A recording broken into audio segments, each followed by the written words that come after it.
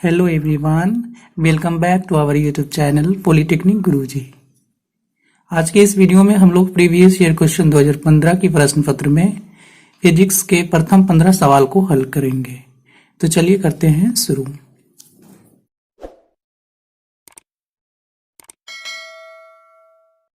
आज का हमारा पहला क्वेश्चन आपके स्क्रीन पे दिख रहा होगा। क्वेश्चन नंबर 1, ध्वनि का वेग किसमें अधिकतम है? ऑप्शन ए वायु, option B steel, option C ammonia, option D पानी। तो चलिए समझते हैं ध्वनि का वेग। ध्वनि का वेग यानी कि साउंड वेलोसिटी, ये साउंड वेलोसिटी किसमें सबसे ज्यादा होता है? तो वो सॉलिड में होता है।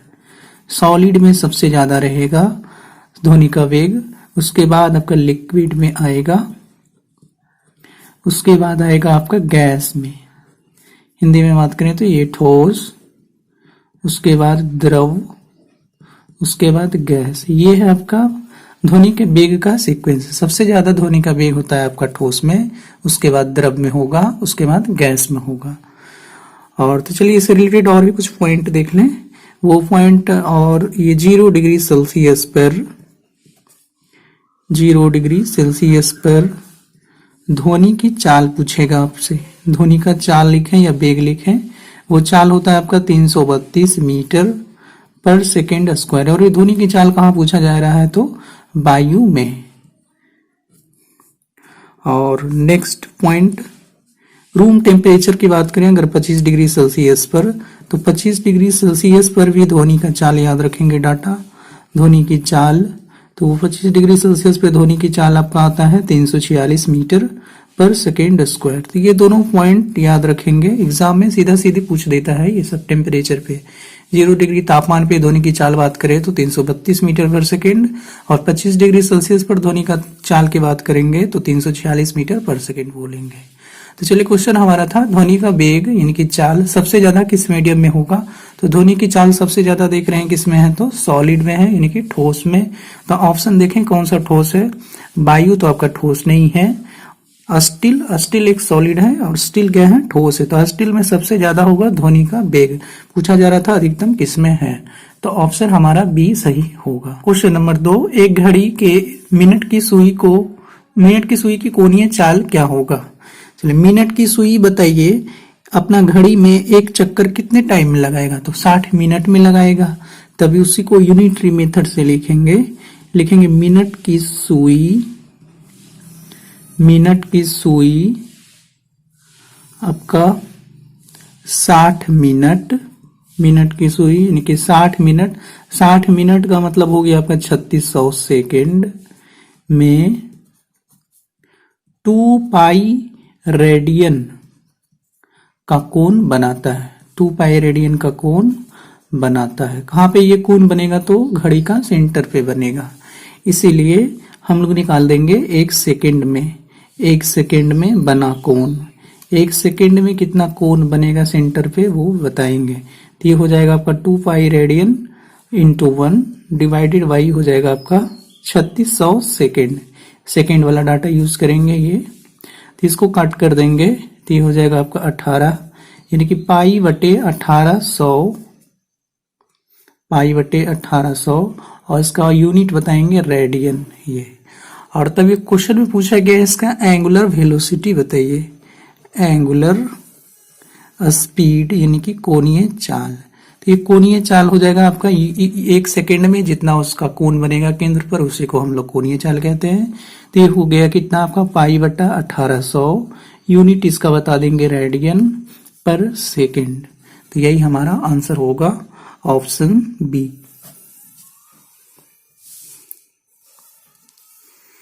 क्वेश्चन नंबर 3, गाड़ियों में प्रयोग किए जाने वाली प्राकृतिक गैस में मुख्यतः होते हैं।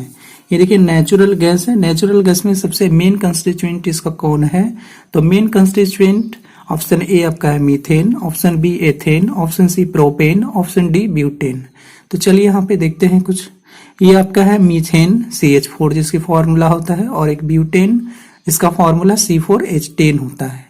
तो ये जो है आपका मीथेन, ये किस गैस का मुख्य अवयव होगा? तो ये है आपका प्राकृतिक गैस का, नेचुरल गैस, प्राकृतिक गैस का मुख्य अवयव है, ये मुख्य अवयव मेन कंपोनेंट है।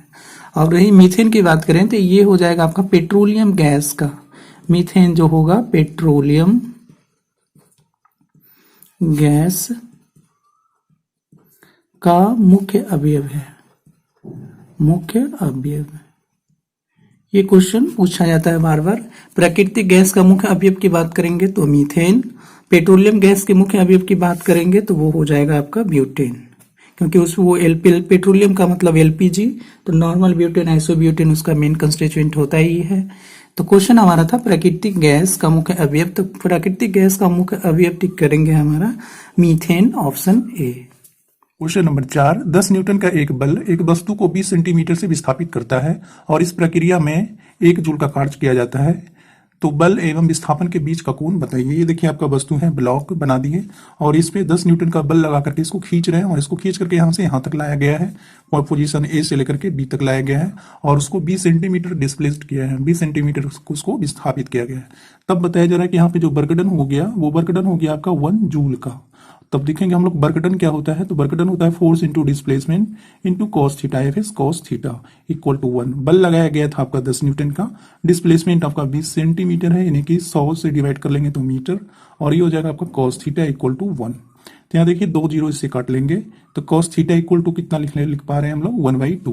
कॉस में कितना का वैल्यू 1/2 होता है, तो कॉस 60 डिग्री का वैल्यू 1/2 होता है। तो कॉस से कॉस कैंसिल हो जाएगा, तब यहाँ से एंगल थीटा हमारा निकल कर आएगा 60 डिग्री। तो 60 डिग्री हमारा आंसर होगा ऑप्शन ए। क्वेश्चन नंबर 5, एक माध्यम से निर्वात के लिए पूर्ण आंतरिक परावर्तन में क्रांतिक कोण आपका दिया हुआ है 30 डिग्री, क्रिटिकल एंगल दिया है 30 डिग्री। तो उस माध्यम में यानी कि उस मीडियम में प्रकाश का स्पीड जो होगा, वेलोसिटी, वो बताएंगे। तो देखिए यहाँ पे लिख लेंगे, अगर क्रिटिकल एंगल दिया हो तो हम लोग रिफ्रैक्टिव इंडेक्स यानी कि अपवर्तनांक निकालते हैं। अब वो होता है 1y इंटू साइन सी। सी क्या है, तो क्रिटिकल एंगल, सी को बोलेंगे इसे क्रिटिकल एंगल, जो कि क्रांतिक कोण दिया हुआ है। तो यहाँ से म्यू इक्वल टू पता चलेगा 1/1 बाई साइन थीटा है आपका 30 डिग्री, और साइन 30 डिग्री का मान होता है 1/2। तो 2 ऊपर चला जाएगा, तो यहाँ से रिफ्रैक्टिव इंडेक्स यानी कि अपवर्तनांक पता चला कितना आ रहा है, तो 2 आ रहा है।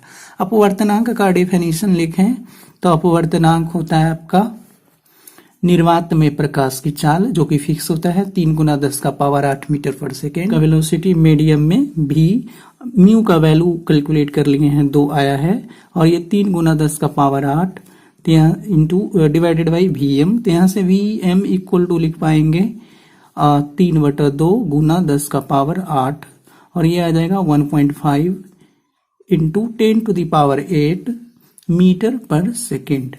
ये हो जाएगा आपका उस मीडियम में प्रकाश की चाल, जो कि ऑप्शन डी है आंसर। क्वेश्चन नंबर 6, वेग 2 मीटर प्रति सेकंड से गतिशील 6 kg का एक द्रव्यमान वेग 1.5 मीटर पर सेकंड से गतिशील 4 kg के द्रव्यमान से एक टक्कर करता है। तो टक्कर सरल रेखा में विपरीत दिशा में है, तो यदि दोनों के द्रव्यमान एक दूसरे से चिपक जाते हैं तब संयोजन का वेग बताना है। ये देखिए एक 6 kg का ऑब्जेक्ट है और एक 4 kg का, दोनों अलग अलग डायरेक्शन यानी अपोजिट डायरेक्शन से आ रहा। एक की स्पीड 2 मीटर पर सेकंड है तो दूसरे की 1.5। ये दोनों टकरा गया है, कोलाइड कर गया है, कोलाइड करने के बाद वो दोनों एक दूसरे से चिपक गया है। अब ये कॉम्बिनेशन किस स्पीड से गति करेगा ये बताना है। तो यहाँ देखिए, यहाँ लिखेंगे मोमेंट कंजर्वेशन ऑफ मोमेंटम का प्रिंसिपल लगाएंगे। ये हो जाएगा m1 v1 और होगा यहाँ पे प्लस m2, लेकिन ये v2 जो है उसके अपोजिट डायरेक्शन में, इसलिए यहाँ पे माइनस में v2 लिखेंगे इक्वल टू m1 v क्या है, तो अब आपका टक्कर के बाद वाला स्पीड है जो कि v, और दोनों के लिए सेम होगा, और ये m2 इंटू v लिखेंगे। यहाँ से आपका मिलेगा m1 v1 minus m2 v2 equal to लिख लेंगे m1 plus m2 into v है, यही v बताना है। तो चलिए यहाँ से रख लेते हैं वैल्यू। m1 आपका 6 kg, v1 आपका 2 है, माइनस m2 4, v2 1.5, और ये हो जाएगा आपका 6 + 4 इंटू v। ये हो जाएगा आपका 12 माइनस 6, और ये हो जाएगा 10 v। यहाँ से v इक्वल टू आ जाएगा 6/10 यानी कि 0.6 मीटर पर second, option D. Question number 7 है ग्रीन हाउस प्रभाव के कारण पृथ्वी के तापमान में वृद्धि का मुख्यतः निम्नलिखित में से कौन सी गैस है? यानी कि ग्रीन हाउस गैस इफेक्ट जो है, ग्रीन हाउस गैस इफेक्ट, इसके कारण जो है आपका अर्थ पे जो है टेम्परेचर इंक्रीज करता है। उसके लिए कौन सी गैस सबसे ज्यादा रिस्पॉन्सिबल है वो बताना है। तो सबसे ज्यादा रिस्पॉन्सिबल होता है ग्रीन हाउस गैस के लिए आपका CO2, उसके बाद नंबर आता है CH4 का। तो ये देखेंगे CO2 जो है आपका सबसे अधिक प्रभावित करता है, ये सबसे अधिक प्रभावी है। मीथेन दूसरे नंबर पे आता है, मीथेन दूसरे नंबर पर है। तो आंसर हो जाएगा हमारा carbon dioxide CO2। Question number 8, परमाणु पाइल यानी एटॉमिक पाइल में ईंधन क्या है? तो न्यूक्लियर रिएक्टर पढ़े होंगे। न्यूक्लियर रिएक्टर में हम लोग यूरेनियम को न्यूक्लियर फ्यूल के टर्म में यूज करते हैं, यानी कि यूरेनियम जो हो जाएगा आपका एटॉमिक पाइल में ईंधन होगा, ऑप्शन डी। क्वेश्चन नंबर 9, एक वस्तु का भार पृथ्वी के पृष्ठ पर जो है आपका W वो दिया हुआ आपका 63 न्यूटन का है और ये W होता है m/g। तो पृथ्वी के कारण पृथ्वी की त्रिज्या की आधी ऊंचाई पर गुरुत्वीय त्वरण बताइए। तो वहां पे गुरुत्वीय बल बताना है। तो गुरुत्वीय त्वरण निकाल देते हैं। तो वो फॉर्मूला लिखेंगे G × ऊंचाई वाला लिख देंगे R/r+h का होल स्क्वायर। आर क्या है? तो पृथ्वी का त्रिज्या। क्वेश्चन में बोला गया है कि वो जो आप ऊंचाई लेंगे पृथ्वी की त्रिज्या की आधा लीजिए, तब इसमें पुट कर लेंगे r+h को लिख देंगे r/2 का होल स्क्वायर। तो ये हो जाएगा यहाँ से G, 2 नीचे एलसीएम करेंगे वो ऊपर चला जाएगा और 2r + r तो 3r, इसका होल स्क्वायर, r से r कैंसिल, तो ये आ जाएगा 4/9 × G। तो क्वेश्चन में पूछा गया उसका भार बताइए वहां पे उस ऊंचाई पे। तो W डैश लिखेंगे, अब नया भार m/g डैश, g डैश की वैल्यू ले आए हम लोग 4/9 G और डिजिट को अलग कर लें 4/9, तो ये होगा m/g। m/g क्वेश्चन में दिया हुआ है वो है भार आपका पृथ्वी की सतह पे, और वो कितना दिया हुआ है तो आपका है 6, तो वो है आपका 4/9 है, तो दिया हुआ है भार पृथ्वी पे 63। 9 से देखिए इसको काट लेंगे 7, तो 4 × 7 आएगा आपका 28 न्यूटन। तो पृथ्वी की त्रिज्या की आधी ऊंचाई पर उसका उसी वस्तु का भार कितना हो जाएगा? 28 Newton, option D. Question number 10 है गति का जड़त्व किस पर निर्भर करता है? ये देखिए आपका है गति का जड़त्व, इसको कहेंगे इंग्लिश में इनर्शिया। तो ये डायरेक्टली प्रोपोर्शनल होता है मास का, यानी कि द्रव्यमान का। जितना ज्यादा द्रव्यमान होगा उतना ज्यादा उसका जड़त्व बोलेंगे। तो सीधा सीधा ये क्वेश्चन है गति का जड़त्व किस पर निर्भर करता है? तो वस्तु के द्रव्यमान पर, ऑप्शन ए। क्वेश्चन नंबर 11, प्रकाश का पूर्ण आंतरिक परावर्तन तभी संभव है जब प्रकाश गुजरता है। ऑप्शन ए पानी से वायु में, ऑप्शन बी वायु से पानी में, ऑप्शन सी निर्वात से वायु में, ऑप्शन डी वायु से कांच में। तो चलिए यहाँ पे समझेंगे पूर्ण आंतरिक परावर्तन। पूर्ण आंतरिक परावर्तन यानी कि टोटल इंटरनल रिफ्लेक्शन कहेंगे इसको। इसका शर्त ये ऐसा, ये एक इवेंट है, ये कब होता है? तो इसके लिए शर्त है आपका जब प्रकाश सघन माध्यम, सघन यानी कि डेंस कहेंगे, डेंस माध्यम से विरल माध्यम, विरल यानी कि रेरर माध्यम में प्रवेश करता है, तब जाकर के टोटल इंटरनल रिफ्लेक्शन यानी पूर्ण आंतरिक परावर्तन का ये घटना देखने को मिलता है। तो समझेंगे यहाँ पे एक सघन माध्यम किसको कहेंगे? तो वैसे माध्यम को कहेंगे जिसका पार्टिकल्स जो होगा वो एक दूसरे से क्लोज होगा, नजदीक होगा। और विरल माध्यम वैसे माध्यम को कहेंगे जिसका कंपोनेंट जो होगा मतलब पार्टिकल्स वो दूरी पे फैले हुए रहेगा, तो उसे कहेंगे रेरर। तो सघन माध्यम से विरल माध्यम में प्रवेश करेगा तब उसे टोटल इंटरनल रिफ्लेक्शन कहेंगे। और वो तब देखें ऑप्शन में बोला जा रहा है आपका पानी से वायु में जा रहा है। तो पानी और वायु के रिस्पेक्ट में पानी जो होगा डेंस हो जाएगा और एयर जो होगा आपका वायु वो रेरर मीडियम होगा। तो पानी से वायु में जा रहा है यानी कि सघन से विरल में जा रहा है, इसलिए यहाँ पे प्रकाश का पूर्ण आंतरिक परावर्तन देखने को मिलेगा। तो आंसर होगा हमारा ए। क्वेश्चन नंबर 12, निम्नलिखित में से किस रंग के लिए सूक्ष्मदर्शी आवर्धन शक्ति अधिकतम है? ये देखिए, मैग्नीफाइंग पावर किस कलर का सबसे ज्यादा होगा वो बताएंगे। तो मैग्नीफाइंग पावर सबसे ज्यादा किसका होगा? तो यहाँ पे दो कलर मेन इंपॉर्टेंट होता है। एक देखेंगे लाल रंग, तो लाल रंग का जो होगा तरंग दैर्घ्य अधिकतम होता है, और जबकि इसका विचलन डेविएशन जो होता है प्रिज्म से, इसका विचलन जो होता है वो न्यूनतम होता है, नहीं के बराबर। इसीलिए रेड लाइट का यूज हम लोग करते हैं सिग्नल वाला में, ट्रैफिक सिग्नल में। उसके बाद आपका आता है बैंगनी रंग। तो बैंगनी रंग का तरंग दैर्घ्य जो होता है न्यूनतम होगा, और इसका विचलन जो होगा डेविएशन अधिकतम होता है, अधिकतम। तो लाल रंग का देख रहे हैं तरंग दैर्घ्य क्या है? अधिकतम, और विचलन न्यूनतम है। इसी के कारण जो होगा, इसी रंग का जो होगा मैग्नीफाइंग पावर जो होगा वो सबसे हाई होगा। तो क्वेश्चन में पूछा गया है अधिकतम किसका होगा मैग्नीफाइंग पावर, तो वो लाल रंग का होगा, ऑप्शन सी। क्वेश्चन नंबर 13 है, एक ध्वनि तरंग की आवृत्ति दिया हुआ है, यानी कि फ्रीक्वेंसी। वो फ्रीक्वेंसी दिया है आपका 1000 हर्ट्ज, और तरंग दैर्घ्य दे दिया है लैम्डा 34 सेंटीमीटर। तो यहां से हम लोग वेग बता देंगे उस वेव का, तरंग का। तो ये होगा लैम्डा इंटू एफ, भी equal to lambda into F होता है। लैम्डा दिया हुआ आपका 34 सेंटीमीटर में, मीटर में चेंज करने के लिए 100 से डिवाइड कर लेंगे। एफ दिया हुआ आपका 1000, यहाँ से 2 जीरो कैंसिल कर लेंगे, तो ये 340 मीटर पर सेकेंड जो आएगा आपका तरंग का गति होगा, वेग। तो क्वेश्चन में बोला गया है कि अब 1 किलोमीटर उसको चलना है, मतलब 1000 मीटर, तब कितना टाइम लगेगा। अब वेग हम लोग ले आए हैं इधर 340, और ये 1000 बाई टी। तो यहाँ से t इक्वल टू लिखेंगे, तो ये होगा 1000 बटा 340। इसको कैंसिल आउट करेंगे तो ये जाकर के आएगा आपका 2.94 आएगा, 2.94 सेकेंड। इतना समय लगेगा उस वेव को 1 किलोमीटर चलने के लिए, ऑप्शन डी। क्वेश्चन नंबर 14 है, 2 ओम के प्रतिरोध एक त्रिभुज में व्यवस्थित है। देख रहे एक त्रिभुज बना दिए हैं एबीसी, फिगर दिया हुआ नहीं था, फिगर खुद से ही ड्रा करना है। तो इस त्रिभुज के किन्हीं 2 सेट्स के बीच प्रतिरोध बताइए। तो चलिए हम बीसी के वॉट निकालना चाह रहे हैं। तो ये देखिए 2 और ये वाला 2 ओम एक ही तार से कनेक्टेड है, तो वो हो जाएगा आपका सीरीज में, और ये कितना आ जाएगा, तो 2 + 2 4 ओम लिख लेंगे। और उसके नीचे पैरेलल में है आपका बीसी, ये है आपका बीसी, और उसमें कितना है, तो यहाँ पे 2 ओम है, 2 ओम। अब यहाँ पर देखें बीसी के अवार्ड जो होगा प्रतिरोध यानी रेसिस्टेंस, वो पैरेलल में है, तो 1/4 + 1/2 होता है उसका समतुल्य प्रतिरोध। उल्टा करके एलसीएम कर लेंगे 4, तो हो जाएगा आपका 1 + 2 1/r। बीसी के अवार्ड निकाल रहे हैं, तो यहाँ से आर बीसी इक्वल टू आ जाएगा आपका 4/3 ओम।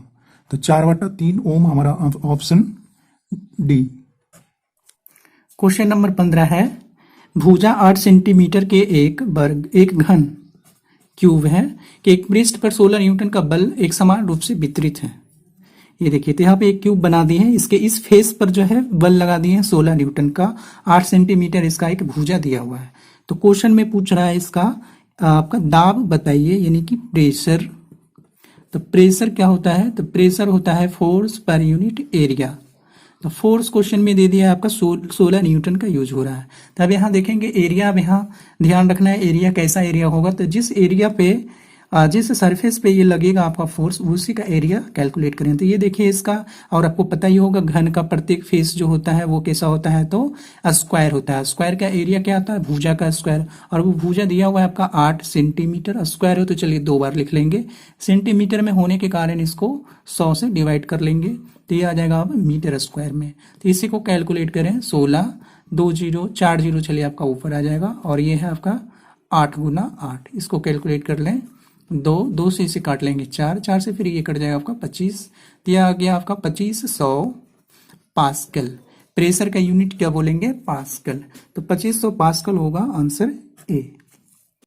आप सबको इन्फॉर्म कर दूं कि अगर किसी ने वर्ष 2003 और 2010 का फिजिक्स, केमिस्ट्री और मैथमेटिक्स का सॉल्यूशंस को नहीं देखे हैं, तो हमारे चैनल के प्लेलिस्ट में जाकर वीडियो को देख लीजिए। साथ ही चैनल को सब्सक्राइब करके बेल आइकन को भी प्रेस कर लीजिए, ताकि हमारी लेटेस्ट इन्फॉर्मेशन सबसे पहले आप तक पहुंचे। धन्यवाद।